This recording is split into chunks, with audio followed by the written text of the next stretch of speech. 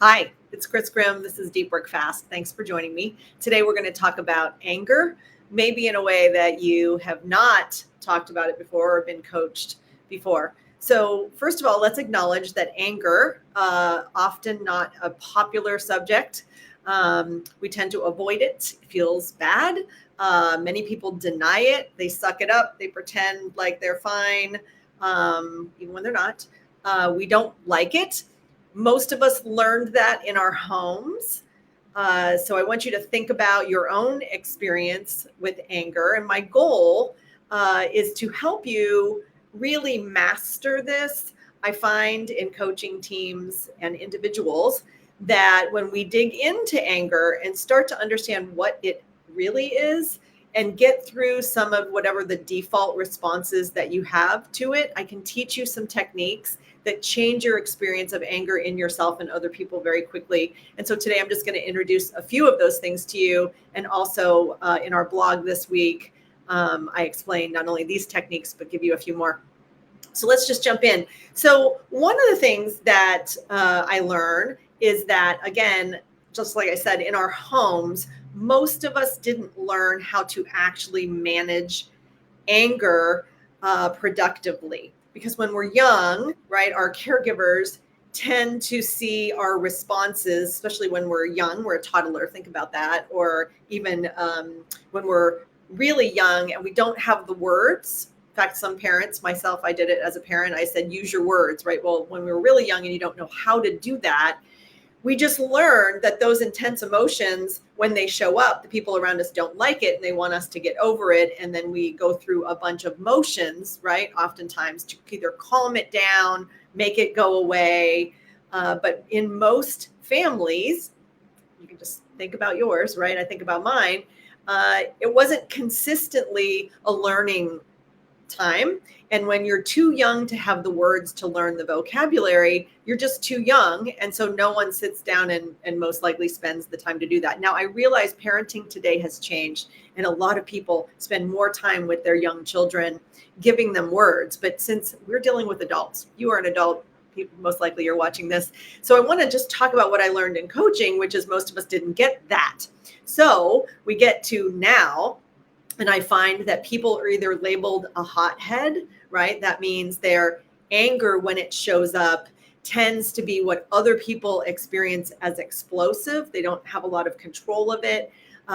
They don't have a lot of language when they're hijacked, because when we're hijacked, when our fight or flight response is taken over and we're super angry and triggered, our left brain can't do the work of accessing true rational thinking and thoughts about it. So it tends to either be expressed in some way and projected out, or like I said earlier, some people suck it up and tend to kind of push it down, either pretending like it doesn't exist.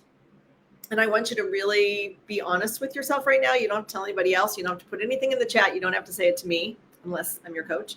But if you're that person who's pushing it down, I want you to understand that pushing it down doesn't make it go away. So if we are having agitation, anger, etc., and we decide we're not going to express it, it builds up.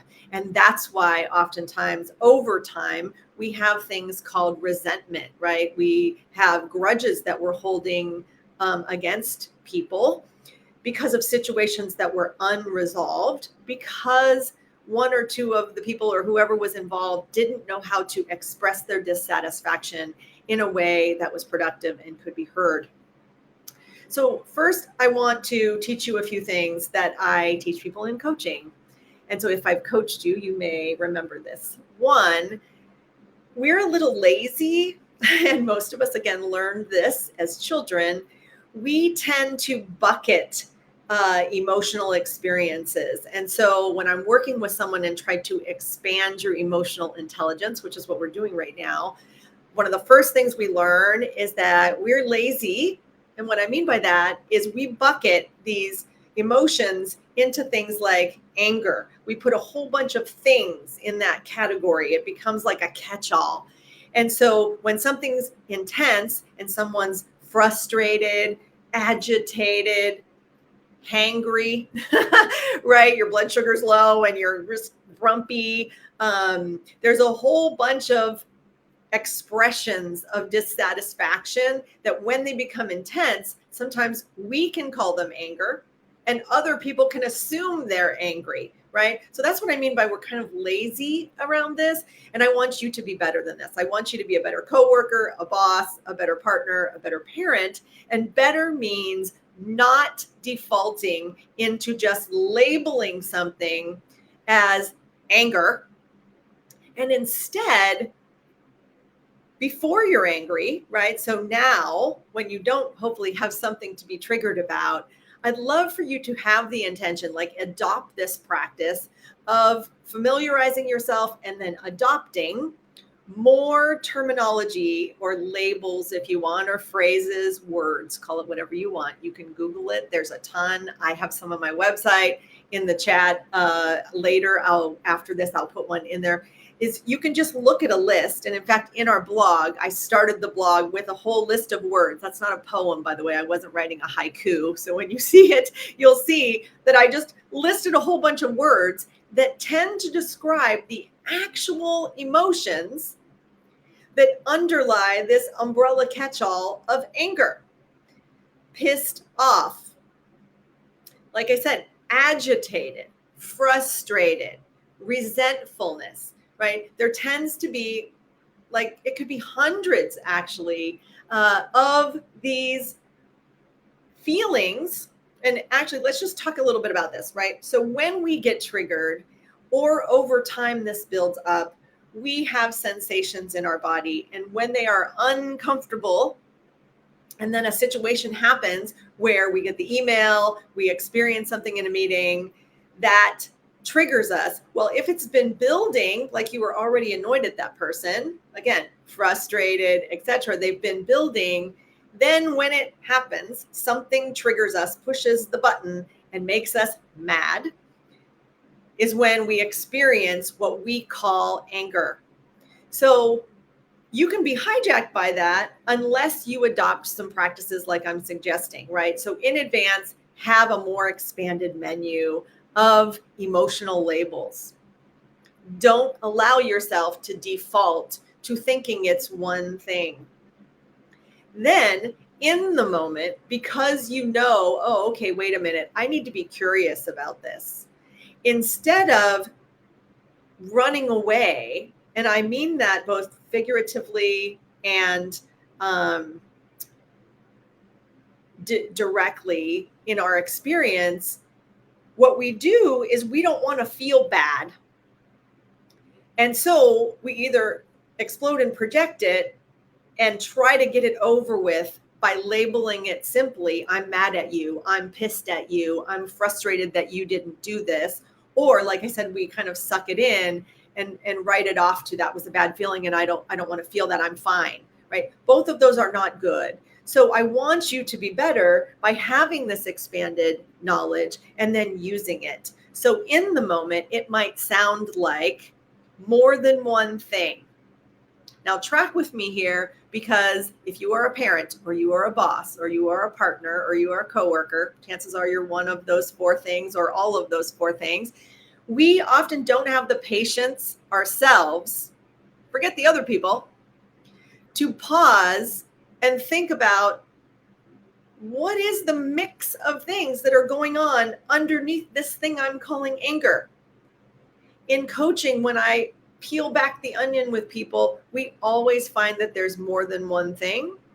And there's often something, maybe we are triggered and frustrated at a current situation in the present, but we also are harboring a whole bunch of emotions and sensations that have been accumulating in our experiences, either with that same person. You know what I'm talking about, right? Like it builds because we're having these interactions with people.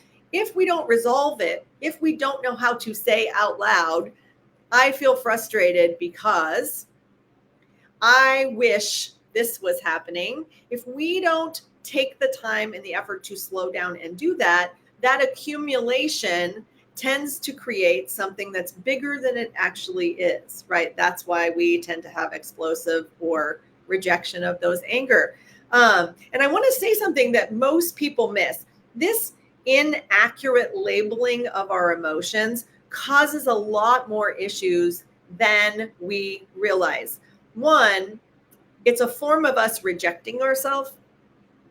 Your authentic self, and I don't mean this in a woo-woo way, I mean it in a very practical way, right? Needs you to acknowledge your feelings and the things that are attached to those feelings first.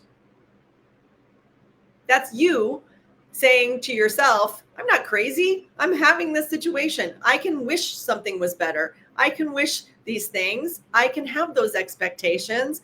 It's okay for me to want that. And it's okay for me to acknowledge that I want that instead of rejecting it. Because when we reject our own feelings, when we are not accurate, and actually, I like to drive for impeccability. I know that for a lot of people, that feels very far away. And what I mean by that is that I would love you to be really exact and accurate in the way you describe the way you feel and what you want. Whether the other people are ready to handle it, whether they're going to do it for you or not. That's actually not the point I'm making, right? For you to feel great and have control and be articulate and be, frankly, calm and peaceful about a situation, you have to want to acknowledge it and then say it out loud in a way that accurately represents the situation.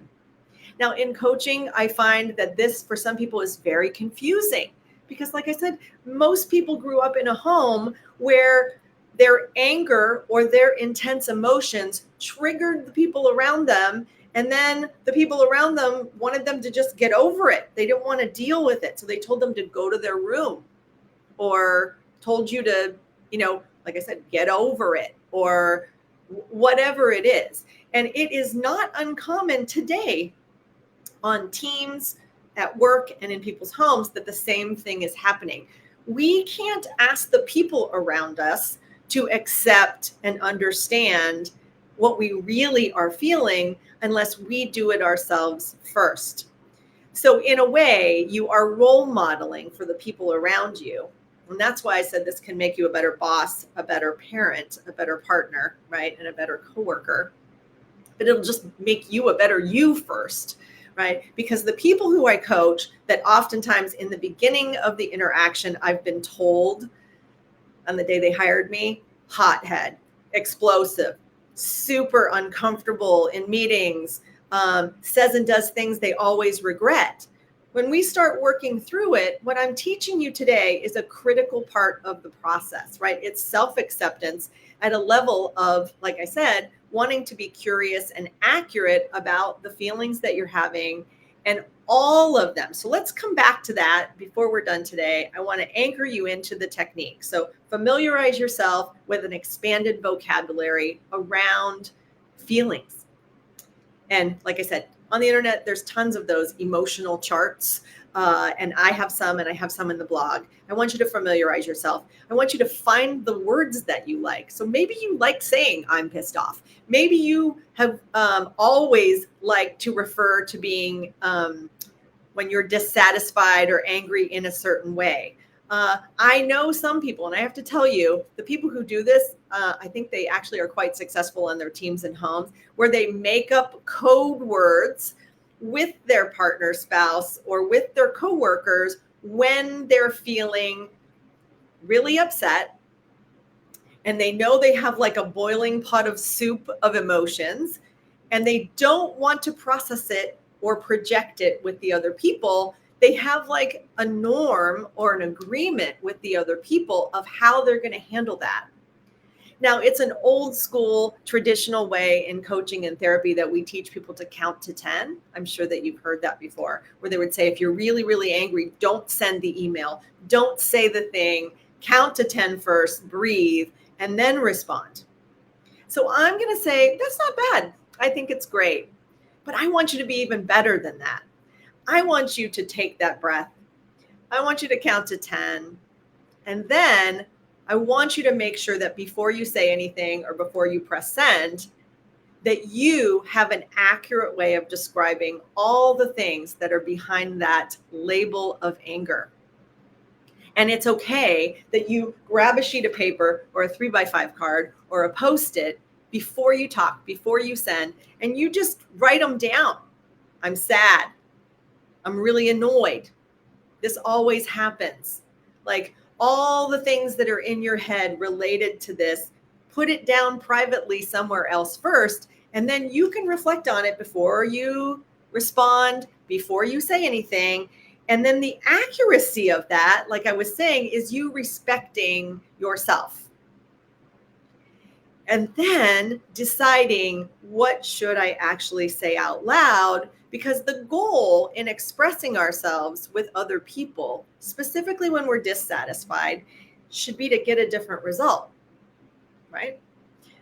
We got a lot of stuff to do. We don't have a lot of time to waste having conversations that swirl around because we were unclear about how we thought the resolution should look and feel. So the last thing I want to say to you is your goal should be peaceful resolution. I know not all of us have grown up or been in situations where that was normal.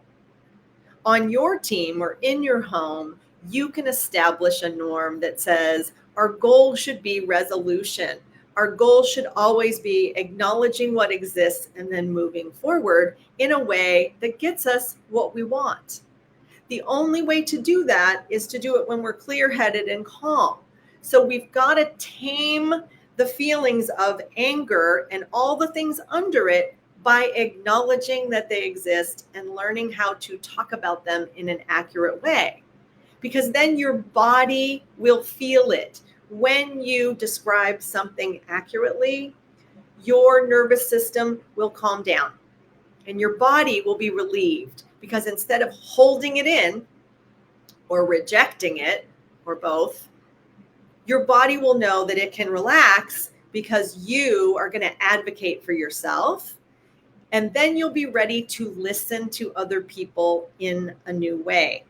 Now, I know this takes practice. I've been doing it with people for a really long time. I also know that it works. So I'm going to suggest to you that if this is something that you can work on, that you check out the blog. It's a 2-minute read. Like I said, I gave you a list of emotions. I gave you some directions on how to use these techniques.